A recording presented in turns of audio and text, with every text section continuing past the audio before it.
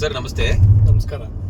ಇವತ್ತು ಗ್ರಾಮ ಪಂಚಾಯತ್ ವ್ಯವಸ್ಥೆ ಅನ್ನುವಂಥದ್ದನ್ನ ದೊಡ್ಡ ಮಟ್ಟದಲ್ಲಿ ರಾಜ್ಯವ್ಯಾಪಿ ರಾಷ್ಟ್ರವ್ಯಾಪಿಯೂ ಕೂಡ ಅದನ್ನ ಪ್ರತಿಪಾದಿಸುವಂತಹ ನಿಟ್ಟಿನಲ್ಲಿ ಇವತ್ತು ಗ್ರಾಮ ಪಂಚಾಯತ್ ವ್ಯವಸ್ಥೆಯನ್ನ ಕಾಣ್ತಾ ಇದ್ದೇವೆ ಕರ್ನಾಟಕ ರಾಜ್ಯದಲ್ಲಿ. ಸೊ ಇಷ್ಟಕ್ಕೆಲ್ಲ ಕಾರಣ ಏನು ಅಂತ ಯಾವ್ದಾರ ಸದಸ್ಯರಿಗೆ ಕೇಳಿದ್ರೆ ಅವರು ಮೂಲತವಾಗಿ ಹೇಳುವಂತಹ ಮೊಟ್ಟ ಮೊದಲ ಹೆಸರು ತಮ್ದು ಕಾಡ್ಶೆಟ್ಟಿ ಹೇಳಿ ಸತೀಶ್ ಸರ್ ಅವರು ಅಂತ ಹೇಳಿ. ಹೇಗೆ ಸರ್ ಇದೆಲ್ಲ?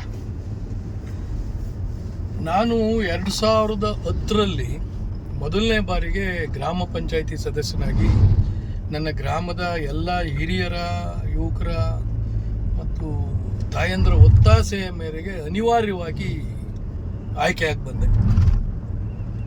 ಆಯ್ಕೆಯಾಗಿ ಬಂದ ಮೇಲೆ ವ್ಯವಸ್ಥೆಯ ಭಾಗ ಆದಮೇಲೆ ವ್ಯವಸ್ಥೆಯನ್ನು ನೋಡ್ತಾ ಭಾಳ ದೊಡ್ಡ ಕುತೂಹಲ ಮತ್ತು ಸಾಧ್ಯತೆಗಳು ನನ್ನ ಮುಂದೆ ತೆರ್ಕೊಳ್ಳೋಕ್ಕೆ ಕಾರಣ ಆಯಿತು. ಆಗ ನಾನು ಇದಕ್ಕಿಂತ ಮುಂಚೆ ಇನ್ನೊಂದು ವಿಷಯ ಹೇಳಬೇಕಾಗ್ತದೆ. ನಾನು ಈ ವ್ಯವಸ್ಥೆ ಬಗ್ಗೆ ಮೊದಲು ಒಂದು ಕುತೂಹಲ ಇತ್ತು ನನಗೆ. ಈ ವ್ಯವಸ್ಥೆ ಚುನಾವಣೆಗೆ ನಿಲ್ಲೋದಕ್ಕಿಂತ ಮುಂಚೆನೂ ಒಂದು ಕುತೂಹಲ ಇತ್ತು. ಯಾಕೆಂದರೆ ನನ್ನ ಗೆಳೆಯ ಒಬ್ಬ ರಾಘವೇಂದ್ರ ಅಂತ, ಅವನು ಅಬ್ದುಲ್ ನಜೀರ್ ಸಾಬ್ ರಾಜ್ಯ ಗ್ರಾಮೀಣಾಭಿವೃದ್ಧಿ ಮತ್ತು ಪಂಚಾಯತ್ ರಾಜ್ ಸಂಸ್ಥೆ ಒಳಗಡೆ ಸಂಪನ್ಮೂಲ ವ್ಯಕ್ತಿಯಾಗಿ ಕೆಲಸ ಮಾಡ್ತಿದ್ದ. ಅವನು ಗ್ರಾಮ ಪಂಚಾಯಿತಿಯ ಉಪಾಧ್ಯಕ್ಷನಾಗೂ ಆಗ ಕೆಲಸ ಮಾಡ್ತಿದ್ದ. ಅವನು ತರಬೇತಿಗಳು ಕೊಡೋ ಸಂದರ್ಭದಲ್ಲಿ ಅವನ ಜೊತೆ ನಾನು ಜೊತೆಲಿ ಹೋಗ್ತಿದ್ದಾಗ ಈ ವ್ಯವಸ್ಥೆ ಬಗ್ಗೆ ತಿಳ್ಕೊಳೋ ಒಂದು ಅವಕಾಶ ಆ ತರಬೇತಿಗಳಲ್ಲಿ ನನಗೆ ಅನಿವಾರ್ಯವಾಗಿ ಭಾಗವಹಿಸೋಕ್ಕೆ ಸಿಕ್ಕಿತ್ತು. ಆ ಕುತೂಹಲವೂ ಮತ್ತು ಅದರ ಬಗ್ಗೆ ಒಂದು ಆಸಕ್ತಿಯೂ ಇತ್ತು. ಜೊತೆಗೆ ಗ್ರಾಮಸ್ಥರು ಒತ್ತಾಯ ಮಾಡಿದ್ರಿಂದ, ಅವರು ಆಯ್ಕೆ ಮಾಡಿದ್ರಿಂದ ಚುನಾವಣೆಯಲ್ಲಿ ಗೆದ್ದು ಬಂದ ಮೇಲೆ ನನಗೆ ಇಡೀ ದೇಶದಲ್ಲೇ ಒಂದು ದೊಡ್ಡ ಅವಕಾಶ, ನನಗಿವತ್ತು ಹೆಮ್ಮೆ ಅನಿಸುತ್ತೆ ಮತ್ತು ಸಂತೋಷವೂ ಆಗ್ತದೆ. ಒಂದು ಲಾಗಿನ್ ಅಂತ ಸಂಸ್ಥೆ, ಅದು ಸ್ವಿಟ್ಜರ್ಲ್ಯಾಂಡಿನ ಒಂದು ಸಂಸ್ಥೆ. ಅವರು ಇಡೀ ದೇಶದಲ್ಲಿ ಪಂಚಾಯತ್ ರಾಜ್ ಅಂತ ಸ್ಥಳೀಯ ಸರ್ಕಾರ, ಲೋಕಲ್ ಗೌರ್ಮೆಂಟ್ಸನ್ನು ಗಟ್ಟಿಗೊಳಿಸುವ, ಲೋಕಲ್ ಡೆಮೋಕ್ರಸಿಯನ್ನು ಗಟ್ಟಿಗೊಳಿಸುವ ನಿಟ್ಟಿನಲ್ಲಿ ಕೆಲಸ ಮಾಡುತ್ತೆ. ಅವರು ಸೌತ್ ಈಸ್ಟ್ ಏಷ್ಯನ್ ಕಂಟ್ರೀಸಿನ ಆಫೀಸರ್ಸ್ಗೆ, ಸ್ಟೇಟ್ ಲೆವೆಲ್ ಮತ್ತು ಸೆಂಟ್ರಲ್ ಲೆವೆಲ್ ಆಫೀಸರ್ಸ್ಗೆ ಡಿಸೆಂಟ್ರಲೈಸ್ ಡೆಮೋಕ್ರಸಿ ಬಗ್ಗೆ ಒಂದು ಸರ್ಟಿಫಿಕೇಟ್ ಕೋರ್ಸನ್ನು ಗುಜರಾತಿನ ಇರ್ಮಾದಲ್ಲಿ ಮಾಡಿದರು.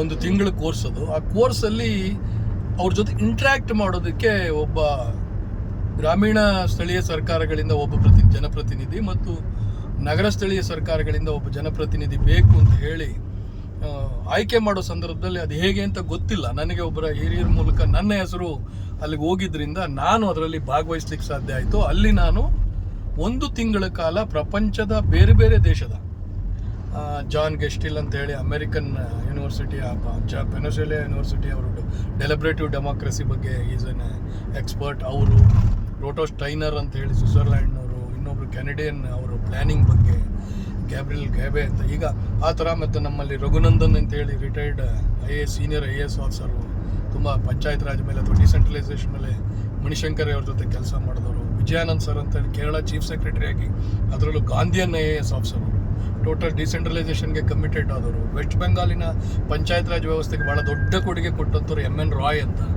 ಈ ಥರ ದೊಡ್ಡ ದೊಡ್ಡ ಮಹನೀಯರ ಮೂಲಕ ಅವರ ಅನುಭವಗಳನ್ನು ನನಗೆ ಸಿಕ್ತು. ಅವರ ಪಾಠಗಳನ್ನು ಕೇಳೋದ್ರ ಮೂಲಕ ಆಳವಾಗಿ ಅರಿತುಕೊಳ್ಳುವ ಅಭಿಪ್ರಾಯ ಸಿಕ್ತು. ಆಮೇಲೆ ನಾನು 1 ತಿಂಗಳು ಕೋರ್ಸ್ ಮುಗಿಸಿ ವಾಪಸ್ ಬರೋ ಸಂದರ್ಭದೊಳಗಡೆ ನಾನು ಗುಜರಾತಿನಲ್ಲಿ ನಡೆದಿದ್ದು ಆನಂದ್ ಇರ್ಮಾ, ಏನು ಕುರಿಯನ್ ಅವರು ಮಾಡಿದಂಥ Indian institute of rural management ಅಂತ, one of the top 10 management institute ಅದು. ಅಲ್ಲಿ ನಡೆದಿದ್ದು. ಅಲ್ಲಿ ಕೊನೆಯ ದಿನ ನನಗೆ ಸಂಜೆ 4ಕ್ಕೆ ಅಹಮದಾಬಾದಿಂದ ಬೆಂಗಳೂರಿಗೆ ಫ್ಲೈಟ್ ಇತ್ತು. ಹಾಗಾಗಿ ಬೆಳಿಗ್ಗೆನೇ ನಾನು ಅಲ್ಲಿನ ಸಬರಮತಿ ಆಶ್ರಮಕ್ಕೆ ಭೇಟಿ ಕೊಡೋದಕ್ಕೆ ನನಗೊಂದು ಅವಕಾಶ ಆಯಿತು. ಇಡೀ ದಿನ ನಾನು 3 ಗಂಟೆ ತನಕ ಅಲ್ಲಿದ್ದಂಥ ಸಂದರ್ಭದೊಳಗೆ ನನಗೆ ಒಂದು ಪ್ರಶ್ನೆ ಕಾಡೋಕ್ಕೆ ಶುರುವಾಯಿತು ನನ್ನ ಮನಸ್ಸಲ್ಲಿ. ಅಲ್ಲಿ ಕಾಲ ಕಳೀತಾ ಆ ಗಾಂಧೀಜಿಯವರ ನಡೆದಾಡಿದ ಬದುಕಿದ ಪರಿಸರದೊಳಗೆ ಇದ್ದಾಗ ನನಗೆ ಕಾಡೋಕ್ಕೆ ಶುರುವಾಯಿತು. ನಾನು ಯಾಕೆ ಈ ಕೋರ್ಸಿಗೆ ಬಂದೆ? ಇಡೀ ದೇಶದಲ್ಲಿ ಸುಮಾರು 32 ಲಕ್ಷ ಜನಪ್ರತಿನಿಧಿಗಳಿದ್ದಾರೆ, ಲೋಕಲ್ ಗೌರ್ಮೆಂಟ್ಸ್ನ ಆಯ್ಕೆ ಆದವರು. ಅವ್ರ ನಡುವೆ ನನಗೆ ಯಾಕೆ ಒಂದು ಅವಕಾಶ ಸಿಕ್ತು ಅಂತ ಹೇಳಿ ಆಲೋಚನೆ ಮಾಡ್ತಾ ಇದ್ದಾಗ ಏನೋ ಒಂದು ನನಗೆ ಜವಾಬ್ದಾರಿ ಇದೆ.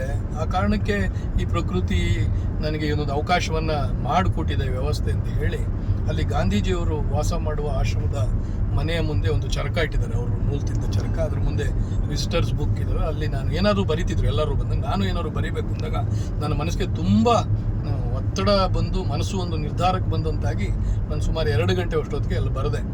ಗಾಂಧೀಜಿಯವರ ಕನಸಿನ ಗ್ರಾಮ ಸ್ವರಾಜ್ಯದ ಕನಸನ್ನು ನನಸು ಮಾಡುವ ನಿಟ್ಟಿನಲ್ಲಿ ನನ್ನ ಜೀವನವನ್ನು ತೊಡಗಿಸ್ಕೊಳ್ತೀನಿ ಅಂತೇಳಿ. ಹೀಗೆ ಅಲ್ಲಿಂದ ವಾಪಸ್ ಬಂದವನು ಅನೇಕ ನನ್ನ ಹಿರಿಯರ ಜೊತೆ ಗೆಳೆಯರ ಜೊತೆ ಮಾತಾಡ್ತಾ ಪಂಚಾಯತ್ ವ್ಯವಸ್ಥೆಯನ್ನು ಗಟ್ಟಿಗೊಳಿಸ್ಬೇಕು ಅಂತ ಹೇಳಿ ಒಂದು ಪ್ರಯತ್ನವನ್ನು ಮಾಡೋಕ್ಕೆ ಶುರು ಮಾಡಿದ್ವಿ. ಹೀಗೆ ಅದು ಆ ನಿಟ್ಟಿನಲ್ಲಿ ಬಂದಂಥ ಸಂದರ್ಭದೊಳಗಡೆ ಏನು ನಮ್ಮ SARDಯ ರಿಸೋರ್ಸ್ ಪರ್ಸನ್ಸ್ ಇದ್ದರು, ಅವ್ರ ಜೊತೆ ವಿಲ್ಫ್ರೆಡ್ ಡಿಸೋಜಾ ಅವರು ಅಂತ ಇದ್ದರು, ಅವ್ರ ಗುರುಗಳು ಎಲ್ಲರಿಗೂ ಅವರಿಗೆ ಮಾರ್ಗದರ್ಶಕರಾಗಿ SARDಲಿ ಕನ್ಸಲ್ಟೆಂಟಾಗಿ ಕೆಲಸ ಮಾಡ್ತಿದ್ರು. ಅವರೆಲ್ಲರ ಮಾರ್ಗದರ್ಶನದಲ್ಲಿ ನಾವು ಅನೇಕ ಜನವಿಕಾಸ ಕರ್ನಾಟಕ ಅಂತ ಒಂದು ಸಂಘಟನೆ ಮಾಡಿಕೊಂಡು ಒಂದು ಪಂಚಾಯತ್ ವ್ಯವಸ್ಥೆನ ಸಬಲೀಕರಣ ದೃಷ್ಟಿಯಲ್ಲಿ ಮಾಡಬೇಕು ಅಂತ ಫಸ್ಟ್ ಅದನ್ನು ಒಂದು ತರಬೇತಿ ಸಂಸ್ಥೆಯಾಗಿ ರೂಪಿಸಬೇಕು, ಒಂದು ಎಕ್ಸ್ಪರ್ಟ್ಸ್ ಕಮಿಟಿಯಾಗಿ ರೂಪಿಸಬೇಕು ಅಂತ ಹೊರಟ್ವಿ. ಮಧ್ಯದಲ್ಲಿ ಯಾಕೆ ಪಂಚಾಯತ್ ಸದಸ್ಯನ ಒಳಗೊಂಡಾಗಿ ಅವ್ರದ್ದೊಂದು ಸಂಘಟನೆ ಮಾಡಬೇಕು ಅಂತ ಹೇಳಿ 2015ರಲ್ಲಿ 2ನೇ ಟರ್ಮ್ ನಾನು ಆಯ್ಕೆ ಆದೆ ತಿರ್ಗಾ ಮೊದಲನೇ ಸತಿ. ಆ ಸಂದರ್ಭದಲ್ಲಿ ಇದೊಂದು ಸಂಘಟನೆ ಮಾಡೋ ಪ್ರಯತ್ನ ಮಾಡಿದ್ವಿ. ಅದು ಅಷ್ಟು ಯಶಸ್ವಿಯಾಗಿ ಮಾಡಲಿಕ್ಕೆ ಆಗಲಿಲ್ಲ. ರಾಜ್ಯ ಸುತ್ತಿ ಕೆಲವು ಕಡೆ ಆಯಿತು, ಕೆಲವು ಕಡೆ ಆಗಲಿಲ್ಲ. ಆಮೇಲೆ 2020ರಲ್ಲಿ ನಾನು 3ನೇ ಬಾರಿ ಆಯ್ಕೆ ಆದೆ.